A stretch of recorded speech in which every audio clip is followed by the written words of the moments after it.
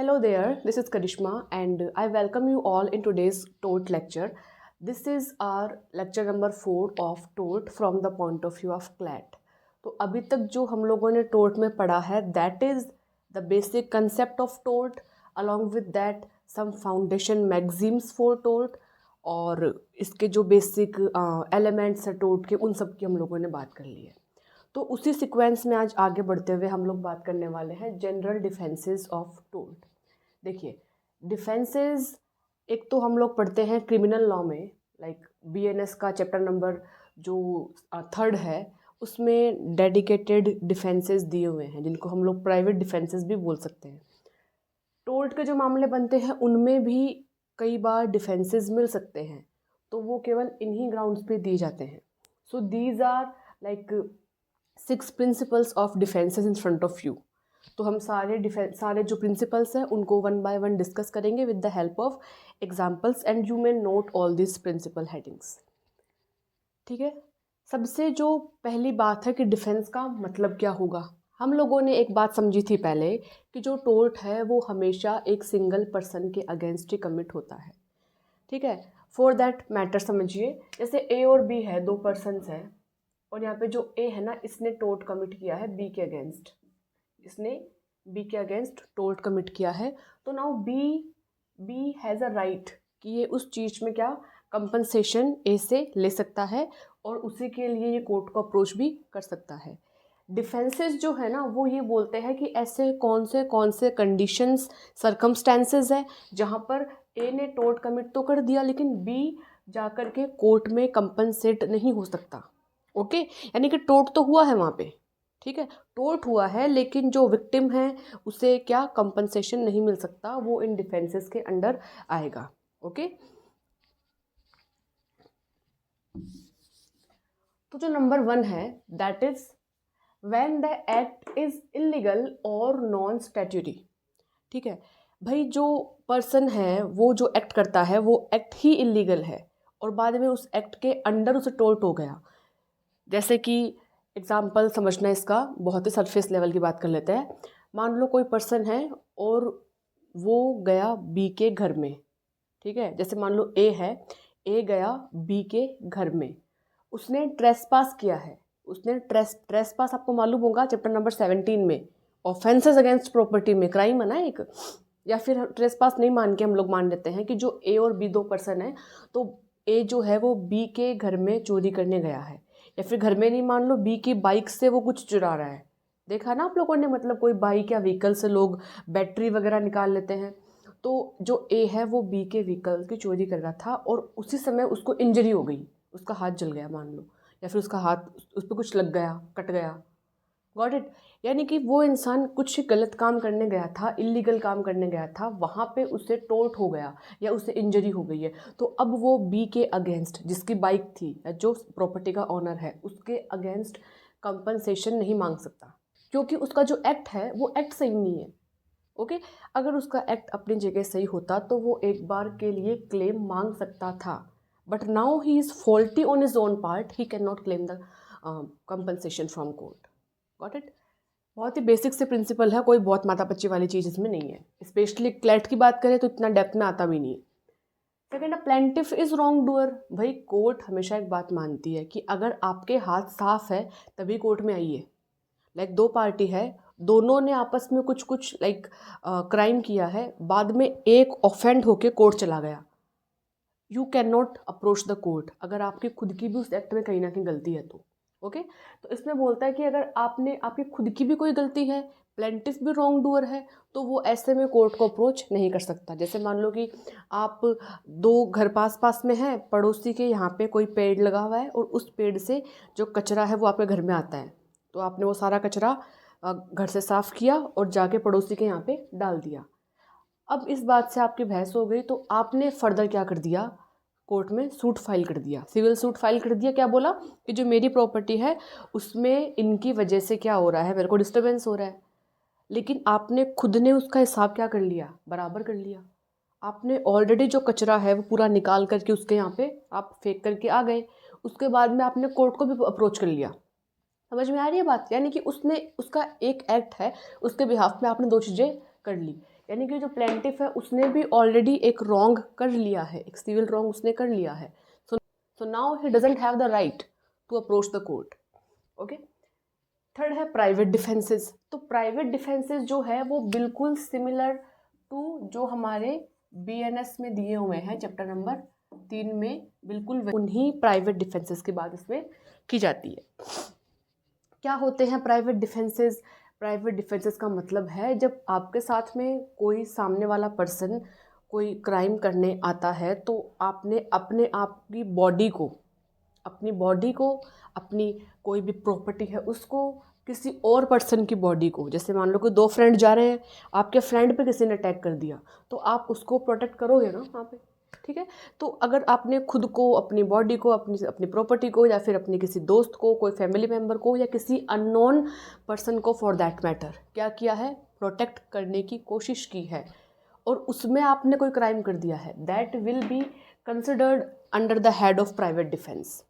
जैसे इसके एग्जाम्पल की बात करें तो आप जा रहे हो एंड कुछ 3-4 लोग मिलके आपको रॉब करने के लिए आए हैं, है ना, रॉबर्स हैं, और उनमें से उन लोगों के पास में मान लो कुछ हथियार भी है, तो वो आप पे यूज़ करना शुरू कर दिए। आपने अपने आप को डिफेंड करने के चक्कर में उससे वो नाइफ़ छीना और बाद में उससे इंजरी हो गई है।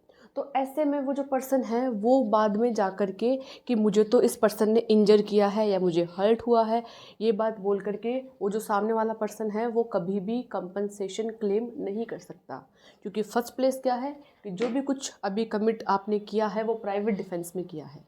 प्राइवेट डिफेंस को हम लोग क्या मानते हैं, लॉ का एक्सेप्शन मानते हैं, कि अगर जो चीज़ प्राइवेट डिफेंस में हुई है इसका मतलब ये है कि वहाँ पे सामने वाले इंसान को प्रिवोक किया गया था। भाई आप रोड से जा रहे थे, कोई और आपके पास में आया आपको रॉब करने के लिए, तो उस हीट ऑफ द मोमेंट में आपने अपने आप को डिफेंड करने के लिए कोई एक्ट किया है, तो वो कैसे टोट बन जाएगा, नहीं बनेगा, ओके, क्राइम भी नहीं बनेगा फॉर दैट मैटर। जैसे कि बीएनएस में जो चैप्टर नंबर 3 है उसमें दिया हुआ है कि इवन अगर आप एक फीमेल हो और अगर कोई आपका रेप करने आया है, उस समय अगर आपने उसको लाइक मार भी दिया, अगर उसकी डेथ भी कॉज कर दी, तो भी किस में आएगा, प्राइवेट डिफेंस में आएगा। डिपेंड करता है कि सामने वाले पर्सन का जो एक्ट था वो कितना ग्रीव था और कितनी इंटेंसिटी थी आपको लाइक आपके साथ में क्राइम करने की। Got it? Principle of necessity, टोल्ट के पॉइंट ऑफ व्यू से I must say this is the most important principle of necessity. इसे बोलते हैं आवश्यकता का सिद्धांत। इसका मतलब ये होता है कि देखो, एक होती है आपकी परिस्थितियाँ, लॉ कुछ चीज़ें जो है वो यूनिवर्सल मान के चलता है, ठीक है। लॉ में कुछ बातें यूनिवर्सल होती है, जैसे कि मैं बोलूँ कि एक तो लॉ में इंटेंशन, जिसे हम क्या बोलते हैं लॉ की लैंग्वेज में, मेंस रिया। दूसरा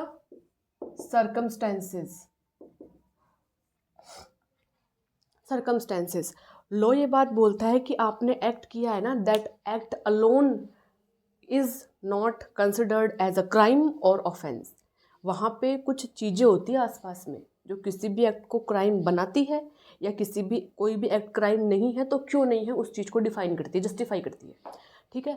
पहला बोलता है कि इंटेंशंस, जैसे कि हम लोग पढ़ते हैं ना बीएनएस में कि क्राइम कब बनता है, तो क्राइम बनता है एक्टस और साथ साथ में पेंस रिया के साथ, कि आपका गिल्टी इंटेंशन था और आपने ऐसा एक्ट किया है, तब जाके क्या बनेगा तब जाके वो बनेगा प्रॉपर एक क्राइम, ओके। दूसरा है सर्कमस्टेंसेस। भाई सबसे बड़ा कौन होता है, सबसे बड़ा कौन है, इसका तो कोई प्रॉपर आंसर नहीं है, लेकिन अगर लॉ में माने तो सबसे बड़ी होती है सर्कमस्टेंसेस या परिस्थिति से बड़ा कुछ नहीं है, ठीक है। तो जो प्रिंसिपल ऑफ नेसेसिटी है दैट इज़ अबाउट सर्कमस्टेंसेस, कि देखिए आपने कोई बहुत ही नॉर्मल सर्कमस्टेंसेस है, वहाँ पर आपने कोई एक्ट कर दिया तो वो एक्ट टोर्ट में आ जाएगा, ओके। लेकिन अगर परिस्थितियाँ ऐसी है कि जहाँ पर आपको ऐसा कोई काम करना पड़ा जो कि टोर्ट है, तो that will be amount to defence. Example की बात करते हैं। प्रिंसिपल ऑफ नेसेसिटी, आवश्यकता का सिद्धांत क्या बोलता है कि एग्जाम्पल देखिए, अगर किसी भी सामान्य परिस्थिति में आपने किसी भी इंसान की संपत्ति को डैमेज किया है तो वो टोर्ट में आ जाएगा। सपोज़ करो मैंने अपने पड़ोसी के यहाँ पे जाके उनका जो घर का मेन गेट है वो तोड़ दिया, तो वो टोर्ट है। लेकिन अगर परिस्थितियाँ ऐसी है कि जहाँ पर वैसा करना मेरे लिए इम्पोर्टेंट है, मानो कि जो पड़ोसी है उनका वो खुद घर पे नहीं है, उनका कोई बच्चा है वो घर पे है, और उस घर पे अचानक से आग लग गई, घर में आग लग गई, बच्चा घर में है, बच्चे ने हेडफोन्स लगाए हैं, उसे मालूम नहीं है कि घर में आग लग गई क्या, मैंने देख लिया और उस कंडीशन में मुझे मालूम है कि इनका जो बच्चा है वो घर में ही है, तो वहाँ पे मैं गई, मैंने नॉक नॉक किया, बच्चा हेडफोन लगा के बैठा था तो वो गेट नहीं खोल पाया, तो मैंने क्या किया, मैंने उस कंडीशन को देखते हुए उस गेट को तोड़ा, उस बच्चे को पकड़ा, उसे बाहर लेके आ गई।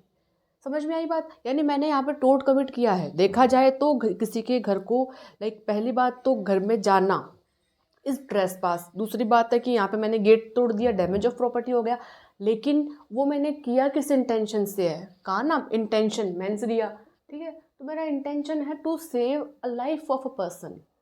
ओके, तो मैंने एक बड़े नुकसान को बचाने के लिए एक छोटा नुकसान किया है, तो वो क्या होगा, डिफेंसेस में आ जाएगा। नुकसान बड़ा कौन सा, किसी के बच्चे की जान चली जाना है, किसी ह्यूमन की डेथ कोज हो जाना सबसे ज़्यादा हीनियस होता है, किसी को ज़िंदा जला देना, लाइक कोई इंसान अगर बिना लाइक मरे और जल रहा है, that is the most painful thing in the world ever. तो मैंने उस चीज़ को रोकने के लिए गेट को तोड़ा है, तो वो क्या होगा, टोट में नहीं आएगा। Got it? अगला है विस मेजर। ये क्या लैटिन टर्म है बेटा? This is Latin term and this is act of God. Act of God, इस पे बहुत सारे आपको केस लॉज मिलेंगे, और जो मोस्टली हम बात करते हैं कॉमन लॉ में, तो कॉमन लॉ में एक्ट ऑफ गॉड का बहुत ही बड़ा कंसेप्ट है, उसी से टोट में भी आया है। एक्ट ऑफ गॉड का मतलब है ऐसी कोई कंडीशन या ऐसा कोई एक्ट जो कि ह्यूमन के बस की बात ही नहीं है, वो हमने नहीं किया। तो there was a chapter in English book, अगर आपको याद है क्या, जैसे वहाँ पे था कि एक किसान था, अगेन ये चैप्टर जो है वो किसी यूरोपियन कंट्री का है, वहाँ पे किसान था और वो हर साल अपने खेत में फसल लगाता, बट ड्यू टू रेन उसकी जो फसल है वो ख़राब हो जाया करती थी। अब किसान ने अपने खेत में इतनी मेहनत की, इतने एफर्ट्स किए, फसल लगाई, जब फसल बड़ी होने लगी तब क्या हो गया, बारिश आ गई और ओले गिर गए और पूरा जो फसल था वो ख़राब हो गया। तो क्या वो इस बात के लिए कि जो मेरी फसल है वो ख़राब हो गई, कोर्ट में क्लेम कर सकता है क्या? ही कैन नॉट, क्योंकि वो जो बारिश आई है, वहाँ पे जो भी फसल ख़राब हुई है, उसमें किसी पर्सन का हाथ ही नहीं था। कोर्ट जो है, कहते हैं ना भगवान के बाद में जज होता है, तो भगवान के पहले जज नहीं होता ना, तो भगवान ने जो किया है उस पर तो हम क्या करें, वो तो नेचुरल एक्ट है, एक्ट ऑफ गॉड है, उसमें we can not do anything. लेकिन अगर किसी पर्सन ने किया होता तो court can definitely drag that person और उससे आपको कंपनसेशन मिल जाता। Got it?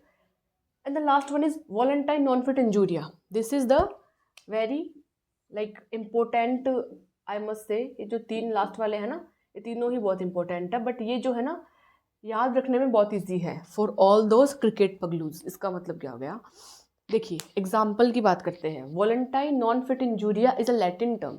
इसका मतलब ये होता है कि अगर किसी बात में आपने सहमति दी है, ठीक है, अगर किसी चीज़ में आप वॉलेंट्री इन्वॉल्व हुए हो और बाद में आपको इंजरी कमिट हो गई, ठीक है, वॉलेंट्री इन्वॉल्व होने के बाद में आपको इंजरी कमिट हो गई, तो भाई साहब उसमें आप टोर्ट में जाके क्लेम नहीं कर सकते। जैसे एग्जाम्पल, सपोज करो कि आप गए हो आईपीएल का मैच देखने, ओके, और जा कर के आप बहुत ही लाइक वो जो होती है ना पास वाली सीट्स, उधर बैठ गए स्टेडियम में, ठीक है, और आपका जो फेवरेट प्लेयर है या फेवरेट टीम है वो खेल रही है, यू आर वेरी एक्साइटेड, आप मैच देख रहे हो, आपने टिकट पे की है, बाद में आप वहाँ जाके बैठे हो। अभी क्या हुआ कि किसी प्लेयर ने कोई बहुत ही ऐसा बढ़िया शॉट मारा और वो जो बॉल है वो आके आपकी आँख में लग गई और आपको डैमेज हो गया, तो क्या आप अभी इसके वजह से उस प्लेयर को लेके कोर्ट में जा सकते हो क्या, कि इन्होंने ऐसा किया है, मेरे को डैमेज हुआ है, आई वांट कंपनसेशन? कोर्ट क्या बोलेगा कि देखो ऐसी गारंटी नहीं है, जब आपने टिकट्स ली होगी ना तो उसके पीछे लिखा भी होगा कि यहाँ पे जो भी अगर आपके साथ में होगा, अगर आप यहाँ बैठे हो, giving your self that exposure, कि इतने बड़े ग्राउंड में, ओपन ग्राउंड है, कुछ हो सकता है, तो वो देखो आपकी जिम्मेदारी है। देखा ना आपने बहुत सी जगह पे लिखा होता है कि सवारी अपने सामान की खुद जिम्मेदार है, स्पेशली जो लाइक रोडवेज बसेस वगैरह है, ट्रेन है वहाँ पे। इसका मतलब क्या होता है कि अगर आप अपनी मर्ज़ी से वहाँ पे गए हो तो फिर अगर आपको नुकसान होता है तो वो किस में, टोर्ट में नहीं आएगा। ठीक है, तो ये जो हमने कितने 6 प्रिंसिपल डिस्कस किए हैं ना टोर्ट के, ये सारे जनरल डिफेंसेस में आते हैं। इनको हम एक्सेप्शंस या अपवाद बोल सकते हैं। ओके, आपको केस दे करके वो ऐसा पूछ सकता है कि जैसे मान लो क्रिकेट वाला आपको केस दे के पूछ लिया कि जो ए है उसने एक टिकट खरीदी और बाद में वो किसी मैच में जाके बैठ गया, लेकिन बाद में जब मैच चल रहा था तो उसको बॉल के आके लग गई, डैमेज हो गया, तो क्या ये टोर्ट है या नहीं है? अगर डिफेंस है तो किस में डिफेंस उसको मिल सकता है? टोर्ट में कुछ गिनती की 15-20 बहुत ही इंपॉर्टेंट मैगजीम्स है, वो आपको आनी चाहिए। कुछ की हमने पहले बात कर ली है, जैसे कि इंजूरिया सिने डैमनम, डैमनम सिने इंजूरिया, 2-3 की हमने आज बात कर ली है, जैसे कि विस मेजर हो गया, वॉलेंटाइन नॉन फिट इंजूरिया हो गया। बाकी भी जो, सॉरी वॉलेंटाइन नॉन फिट होता है ये, वॉलेंटाइन नॉन फिट इंजूरिया।